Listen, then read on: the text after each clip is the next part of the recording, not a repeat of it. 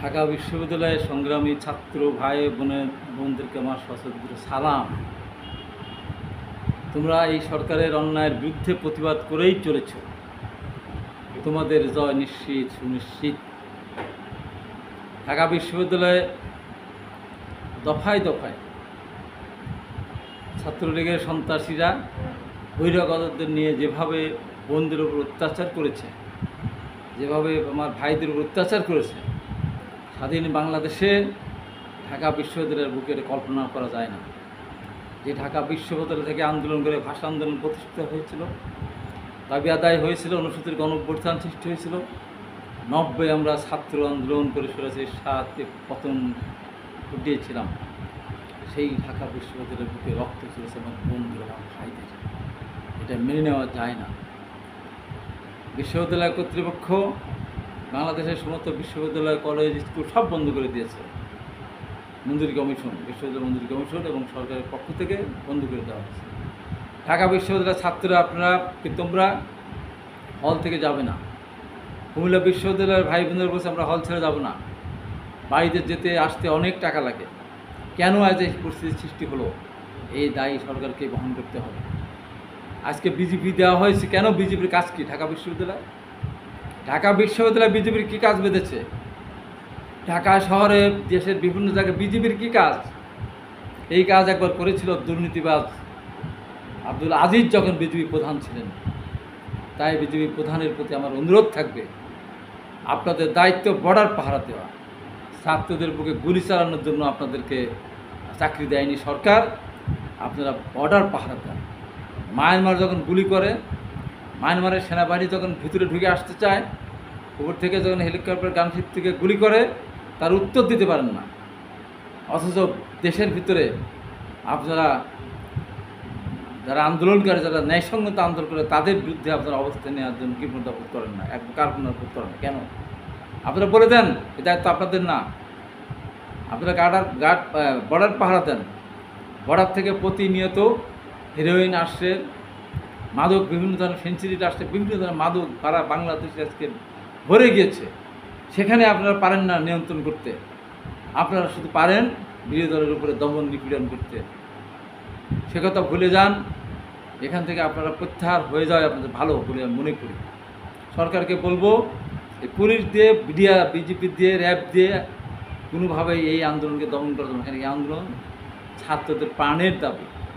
আজকে তা আমি বলবো, ঢাকা বিশ্ববিদ্যালয় থেকে শুরু করে বিভিন্ন জায়গায়, খুলনা, ফেনী, কুমিল্লা, রাজশাহী, বিভিন্ন জায়গায় আজকে আমার ভাইয়েরা অবরোধ করেছে, ট্রেন অবরোধ করেছে, বাস রাস্তা অবরোধ করেছে। কেন করলো? কেন করছে তারা? ঘোষণাটা দিলেই তো হয়, সরকারের পক্ষ থেকে ঘোষণা দিলেই তো হয়। তত্ত্বাবধায়ক সরকারের বিধান বাতিল করার সময় মনে ছিল না? তখন তো সংসদে তত্ত্বাবধায়ক সরকারের সংক্ষিপ্ত রায়ের পরে অপেক্ষা করতে পারেন চূড়ান্ত রায় পর্যন্ত। তা না করে সংসদে তড়িঘড়ি করে পাশ করলেন, তত্ত্বাবধায়ক সরকার বিধান বাতিল করে দিলেন। 16 মাস পর খালিল হক সাহেব 16 মাস অবসর যাওয়ার 16 মাস পরে উনি তখন সেই রায় দিলেন। অথচ সংসদে পাশ করলেন তার কত 1 বছর 3 মাস আগে, 3-4 মাস আগে। এখানে কোর্ট, এখন এখন কোর্টে নাই। আপনার সংসদে ঘোষণা দিয়েছিলেন, কোটা বাতিল করেছেন। সেটা তো কোটা বাতিল চাই নাই, তাতে সংস্কার চেয়েছিল। আপনি সেদিন রাগের প্রশিক্ষিত হয়ে আপনি সেদিন অভিমান করে কোটা কথা বাতিল করে দিলেন। আবার কোর্টকে দিয়ে কয়েকদিন আবেদন করিয়ে সেটা আবার ফিরিয়ে নিয়ে আসলেন। তারপরে আবার স্থগিতাদেশ দিলেন। আবার তো কোর্ট বলেছে যে সরকার এটা কমাতে পারে, বাড়াতে পারে, সিদ্ধান্ত নিতে পারে, নিলেই তো হয়, ঘোষণা দিলেই তো হয়। এত রক্তক্ষয়ের কি দরকার? আজকে 7:30টায় ভাষণ দিবে প্রধানমন্ত্রী। আশা করি পরিষ্কার করে বলে, এই যে বাংলাদেশের যে বর্তমান অবস্থা, এই অবস্থা শুভ লক্ষণ না। দেশ ধ্বংস এমনিই হয়ে গেছে, অর্থনৈতিক ধ্বংস হয়ে গেছে। আর এই ছাত্রদেরকে আজকে, যে ছাত্রদের হাতে কলম থাকার কথা, যে ছাত্রী বোনদের কাছে কলম থাকার কথা, যে ছাত্রী বোনরা তার স্নেহ দিয়ে, তার মায়া দিয়ে, তার ঘর সংসার, তার বাচ্চা মানুষ করবে, আজকে সেই ছাত্রী বোনদের হাতে লাঠি। হ্যাঁ, দরকার ছিল 90 সালে, সেদিন শিরিন সুলতানা রোকেয়া হলের যে সেদিন ইডেনের যে ভিপি, বাঁধন শামসুন্নাহর হলের ভিপি, তারা সেদিন লাঠি তুলে হাতে নিয়েছিল কেন? সেদিন স্বৈরাচার এরশাদের বিরুদ্ধে আন্দোলন করতে গিয়ে আমার বোনের লাঠি নিয়েছিল। সেটা একটা প্রেক্ষাপট। এখন কেন নিবে? এখন কিন্তু আমার বন্ধুর হাতে লাঠি, এই লাঠি তুলতে আপনার বাধ্য করেছে। আজকে আপনার লক্ষ লক্ষ ছেলে মেয়েদেরকে রাজাকার বলছেন, তাদের বলছেন রাজাকারদের কোনো চাকরি দেওয়া যাবে না, রাজাকারদের কোনো চাকরি হবে না। একজন মন্ত্রী হয়েছেন, জীবনে রাজনীতি করেন নাই, একদম টোটালি একজন কি বলবো, সেই ধরনের একজন মানুষকে আপনি বানিয়েছেন কি আপনার আজকে তাকে প্রতিমন্ত্রীর দায়িত্ব দিয়ে, মানে পুরা মন্ত্রী। এই যে অবস্থা, আপনার হাসান মাহমুদ সাহেব উনিও বলছেন, একবার এক এক কথা বলছেন। কেন এত কথা কিসের? এত কথা কিসের? আরাফাত রহমান কীভাবে বলতে পারে যারা রাজাকার স্লোগান দিয়েছে তাদের চাকরি তাদের সন্তান না?